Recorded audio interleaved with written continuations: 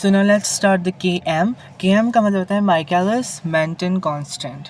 Now ये Km क्या है? बेसिकली हम लोगों ने प्रीवियस वीडियो में डिस्कस किया था व्हाट इज़ Vmax यानी कि मैक्सिमम वेलोसिटी, जिसमें हमने ये डिस्कस किया था कि ये basically this is not exactly known as the speed of the enzyme के जिस पे वो अपना ऑप्टिमम फंक्शन करता है, बेस्ट फंक्शन करता है. We say that the maximum velocity is when the all enzymes are saturated.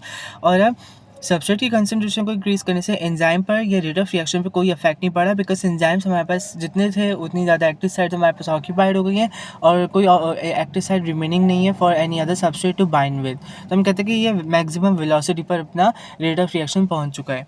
Now हमने कहा था कि वी मैक्स का अगर हम हाफ करेंगे, ठीक है, so this will be V max upon 2, यानी कि जो वैल्यू है वी मैक्स की फॉर सपोज 5, तो आप उसको डिवाइड बाई 2 कर दो, 5 का हाफ कर लो 2.5 आ जाएगा.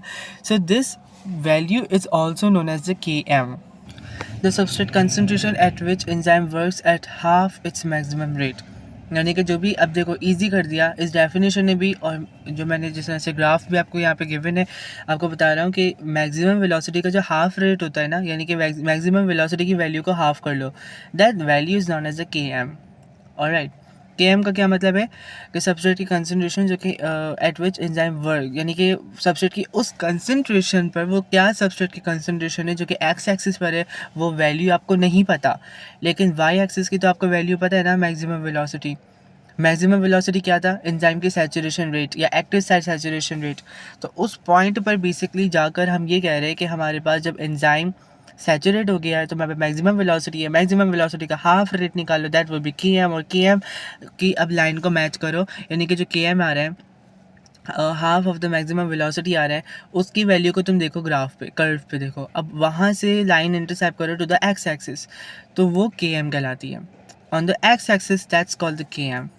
ठीक है, ये पॉइंट बहुत इंपॉर्टेंट है बाय द वे, कि जो वी मैक्स का हाफ है ना, दैट्स Km वी नो, लेकिन आपको इसको एक्स एक्सिस पर देखना है, वाई एक्सिस पर नहीं. यानी कि Km आपको एक्स एक्सिस पर दिखेगा, यानी कि आपने मैक्सिमम वेलोसिटी को हाफ कर लिया, that will be the half of maximum velocity, यानी वी मैक्स अपॉन 2. ठीक है, आपने उसको हाफ कर लिया. अब एक्स वाई एक्सिस पे आपने उसको हाफ करके उसका लाइन देखो और फिर उसको एक्स एक्सिस से ज्वाइन करके देखो कि वो कौन से पॉइंट पर आ रहा है, that would be your Km.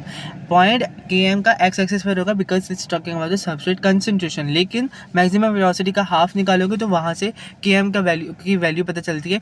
Now अब देखो, जिस तरीके से हम कह रहे हैं कि मैक्सिमम वेलोसिटी हमारे पास फॉर सपोज 10 है, तो 10 का हाफ होता है 5.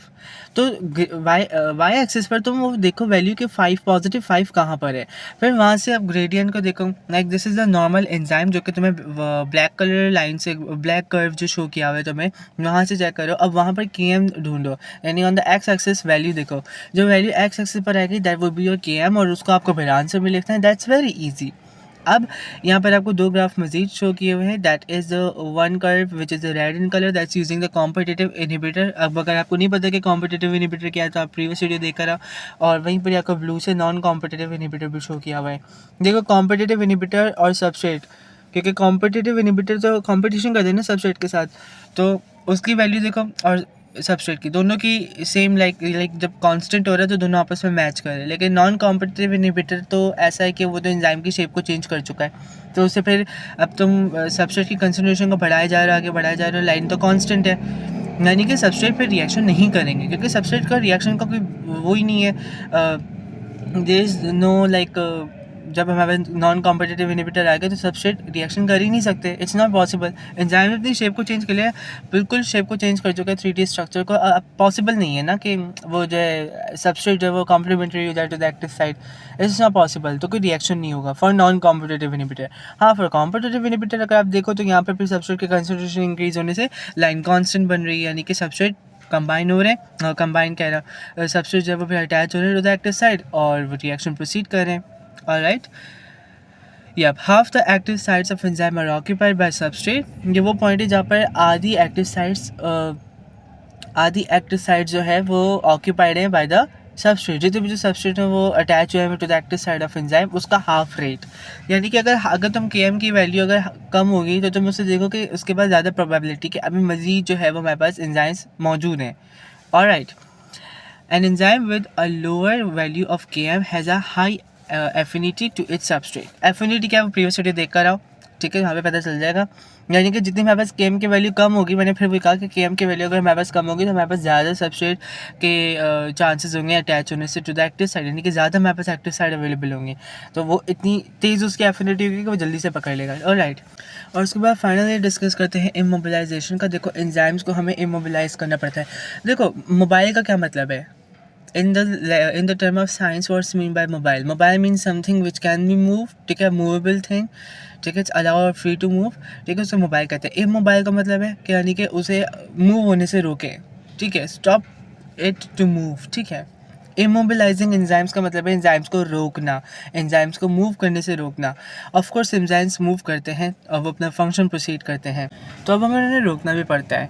Now enzyme is mixed with a solution of sodium alginate, droplets of this mixture are added to calcium chloride solution, ठीक है। सबसे पहले हमने क्या किया, एक एंजाइम है, एंजाइम को हमने सोडियम एल्जिनेट का एक सॉल्यूशन है उसके साथ हमने एंजाइम को मिक्स कर दिया। अब जब मिक्स किया तो हमने उसके ड्रॉप्स को लिया और ड्रॉप्स को ऐड कर दिया to the calcium chloride solution.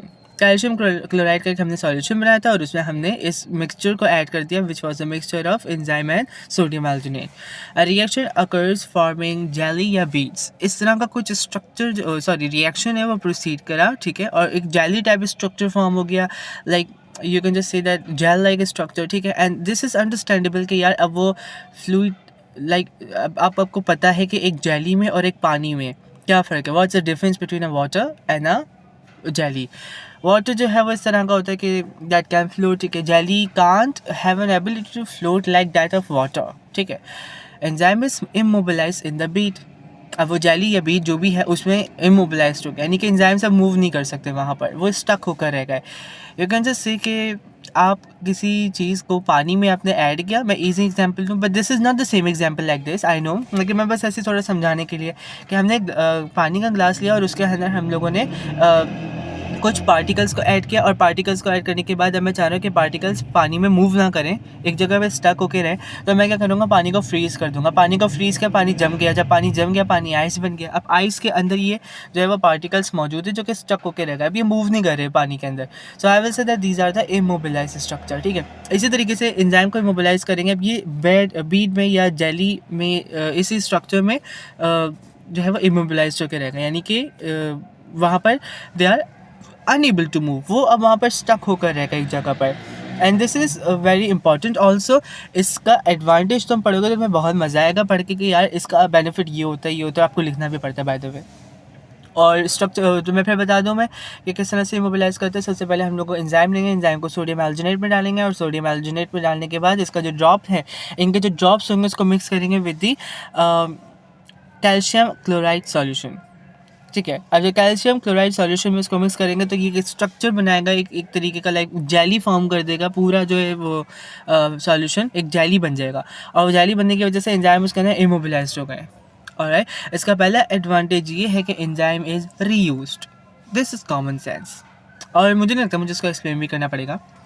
हमारे पास एक एंजाइम है, वो एंजाइम ऑलरेडी कहीं ना कहीं यूज़ हुआ है, अब मैंने उस एंजाइम को लिया और उसको जो है वो इमोबिलाइज कर दिया, यानी कि अनेबल टू मूव कर दिया। अब मैंने जब उसको इमोबिलाइज कर दिया तो इससे मेरा सबसे बड़ा बेनिफिट क्या हो गया कि यार अब कभी भी किसी भी टाइम में इसको रीयूज़ कर सकता हूँ।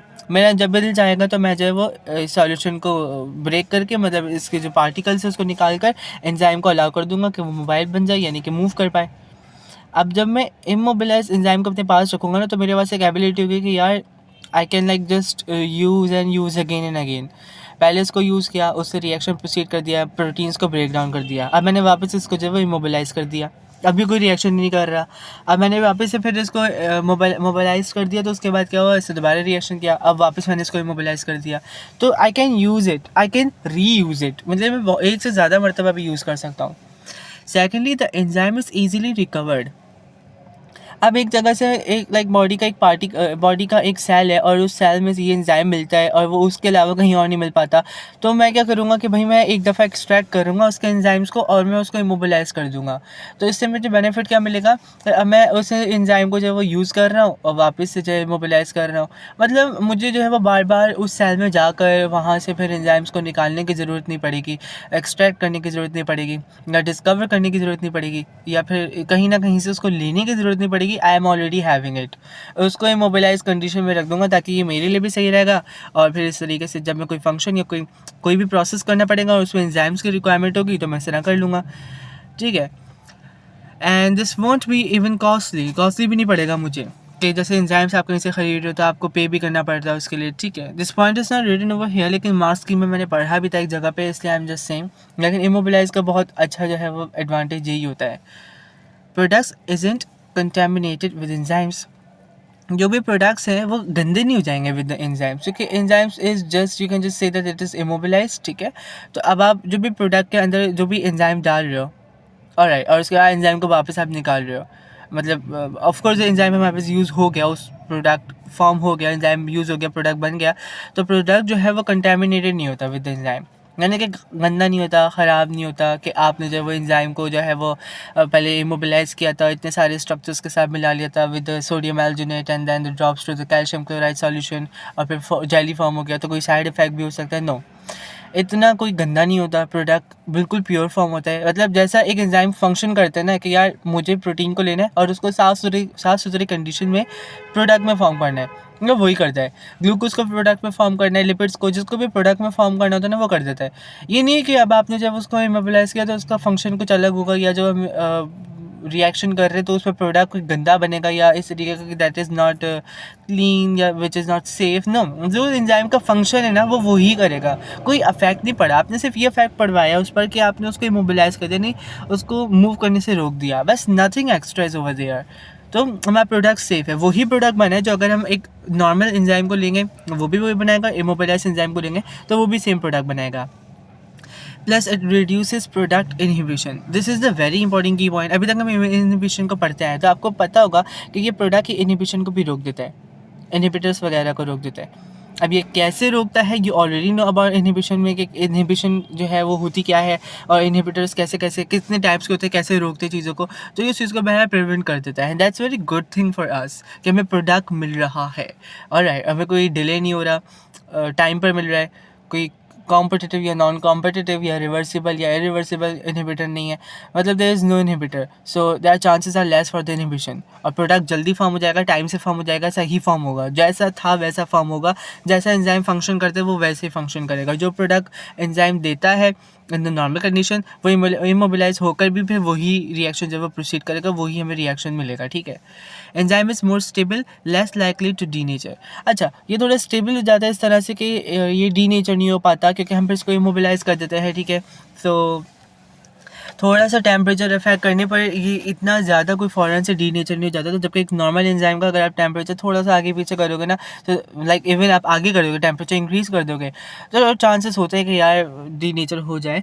लेकिन वन इमोबिलाइज, तो इमोबिलाइज में बहुत कम चांसेस होते हैं कि वो डीनेचर कर जाए, बिकॉज वो स्टेबल बन जाता है ना, एंजाइम स्टेबल हो जाता है। And then at the last, longer shelf line of enzyme. Basically in a sense कि ये कहना चाह रहे हैं कि हमारे पास जो एंजाइम है वो अब ज़्यादा टाइम तक हमारे पास रह रहा है। लाइक अगर एक एंजाइम जो कि सिर्फ फॉर सपोज 10 घंटे में, या हम ये कह लेते हैं कि हमारे पास अगर फॉर सपोज एक एंजाइम है और वो सिर्फ एक दिन ज़िंदा रहता है, यानी कि 24 आवर्स तक वो अपना फंक्शन करता है, उसके बाद वो डिस्ट्रॉय हो जाता है। लाइक जस्ट एक्सप्लेन करने के लिए मैं बता रहा हूँ, क्योंकि पॉइंट तो आपको यही लिखना होता है कि longer shelf life of enzyme your advantage है, and it's also written the marks scheme, so you need to write it. कुछ भी स्किप नहीं कर सकते, बस समझाने की हद तक मैं थोड़ा खुद समझा देता हूँ, बट आपको समझाना नहीं पड़ेगा इतना ज़्यादा, क्योंकि दे डजंट आस्क यू कि आप जो एडवांटेज को समझाएं भी, उसका एविडेंस वगैरह दें। तो होता ही है बेसिकली कि फॉर सपोज हमारे पास एक एंजाइम है जो कि 24 आवर्स तक अवेलेबल है और उसके बाद वो डीनेचर कर जाएगा। लाइक फॉर सपोज डीनेचर नहीं, हम कहते हैं कि वो डिस्ट्रॉय हो जाएगा, ख़त्म हो जाएगा, फिर नया एंजाइम बनता है। तो जब इमोबिलाइज कर लेंगे ना, तो अब हमारी मर्जी है कि जब तक हम उसको वापस से उस कंडीशन में लेकर नहीं आते कि यार जब तक हम एंजाइम को यूज़ ना कर लें या वापस से उसको उसके नॉर्मल या मोबिलाइज कर लें, तब तक वो एंजाइम हमारे पास सेफ़ है। This is the beneficial for अस कि मतलब कितना हमारे पास ये बेनिफिट बन गया कि यार अब हमारे पास वो एंजाइम काफ़ी टाइम तक, जब तक हम चाहेंगे जब तक हमारे पास है, कोई 24 आवर्स वाला सीन है ही नहीं। हमने उसको इमोबिलाइज कर दिया, अब वो मूव भी नहीं कर सकता और वो इन अ कंडीशन के यार जैसा हम चाहेंगे वो तब तक अवेलेबल रहेगा। ना of course not for the 5 hours या 5 ईयर्स या 10 ईयर्स, इस तरह तो नहीं, कॉमन सेंस ही बात है, जाहिर सी बात है भाई, लेकिन देयर आर इवन सम, लेकिन हम फिर भी ये कहते हैं कि लॉन्गर शेल्फ लाइन, यानी कि काफ़ी टाइम तक एंजाइम हमारे पास मौजूद भी होता है, सेफ भी रहता है और डाई भी नहीं होता, और मतलब एक प्रोटेक्टिव रहता है हमारे पास। तो हमारे पास एबल है, हम एबल हैं कि हमारे पास जितने भी एंजाइम्स हैं वो हम टाइम से यूज़ कर लें, अपनी मर्ज़ी से यूज़ करें, ना वो डिस्ट्रॉय हो रहा है, ना वो डीनेचर हो रहा है। That is basically very beneficial for us. So उसकी वजह से हम एंजाइम को इमोबिलाइज भी करते हैं। So that was all about your KM, Vmax and immobilization. और ये चैप्टर कंप्लीट हो चुका है फाइनली ऑफ एंजाइम्स, ठीक है। So yes, I'll see you in the next video, in the next chapter. This was the final video of this chapter, and do subscribe this channel. Do not forget to click on the bell icon. अगर अभी भी कुछ समझ नहीं आया तो comment section open है, वहाँ पूछ लो, वरना इंस्टा पे DM कर लो, इंस्टा पे फॉलो कर लेना। I'll see you in the next video. Till then, prepare well and take care.